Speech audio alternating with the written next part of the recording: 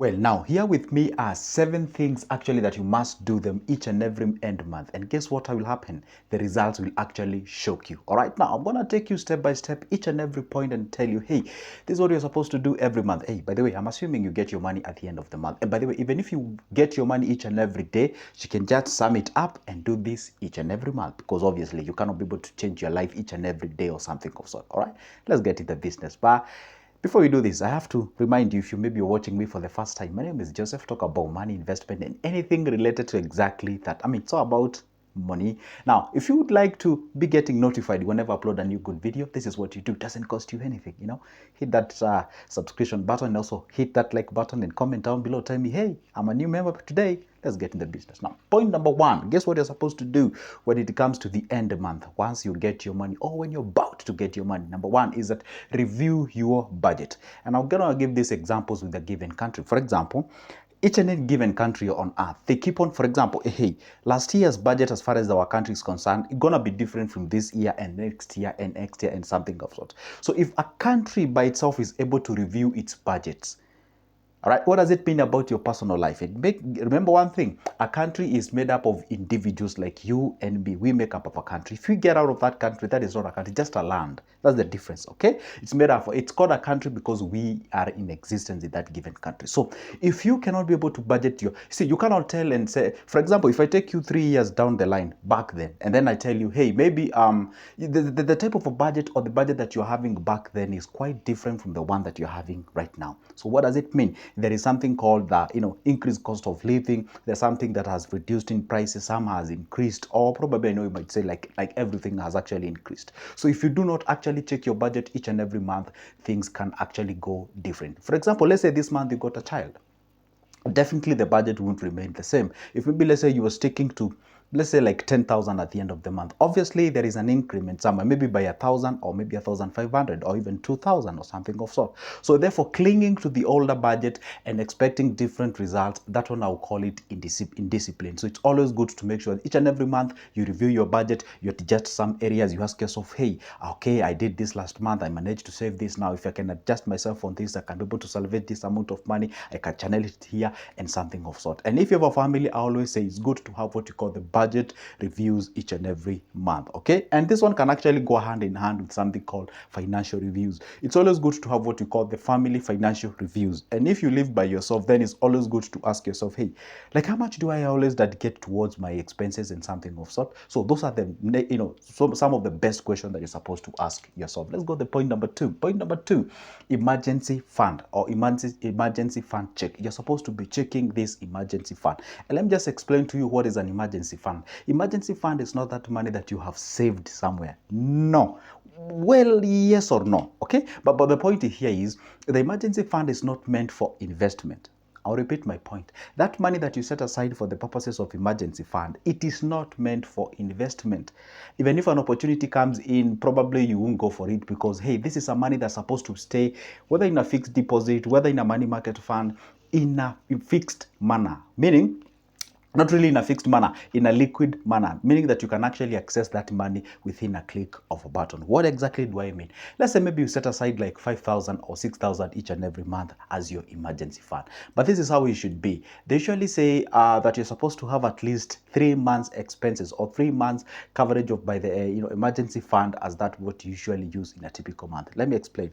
For example, let's say in a typical month, you usually survive on 20,000 Kenyan shillings. Let's say that is what you need in a given month, okay, to pay your bills, you eat, your food, the transport, and all those kind of things. So you ought to have at least 3 months coverage by that emergency fund, meaning that you're supposed to have at least 60,000 saved in your account for the purposes of emergency. But let's be sincere, honestly.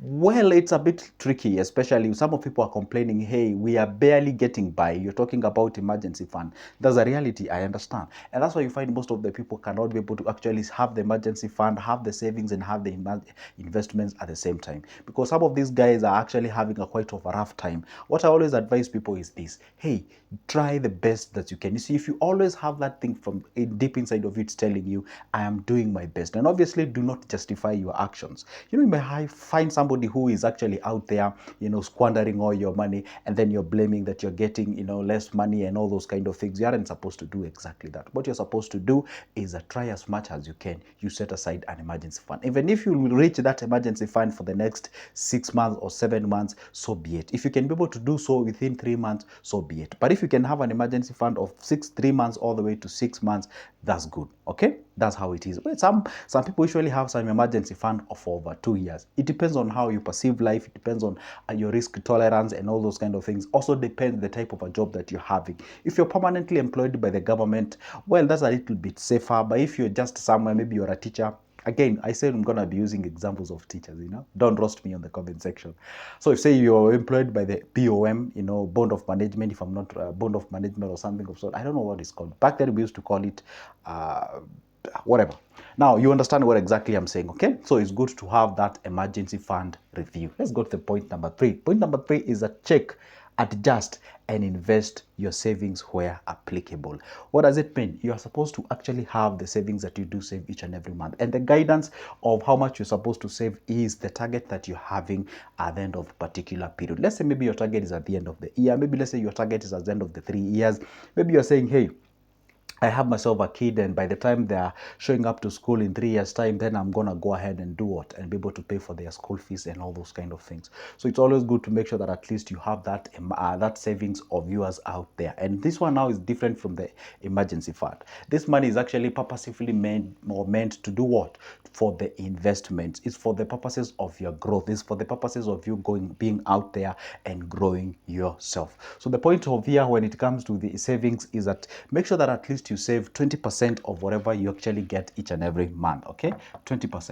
You know, 20%. What does it mean? If you make like 100 Kenyan shillings, you save at least 20 shillings towards your emergency, towards your investment. And remember one thing: we don't just save. Guess what we do? We invest. That's the difference. So once you save, you reach a certain capital, then you invest. And in 2024, actually, it's possible for you to just go ahead and invest directly by passing the savings. It is true.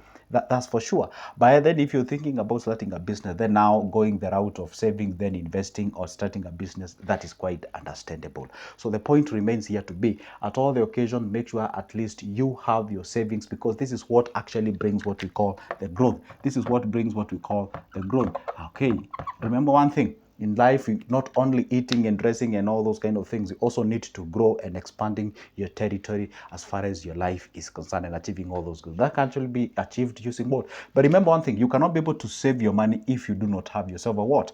A budget. This is the guiding principle. Anything and everything I talk about investing generates, or it's actually a sort of, its genesis is usually from the budget.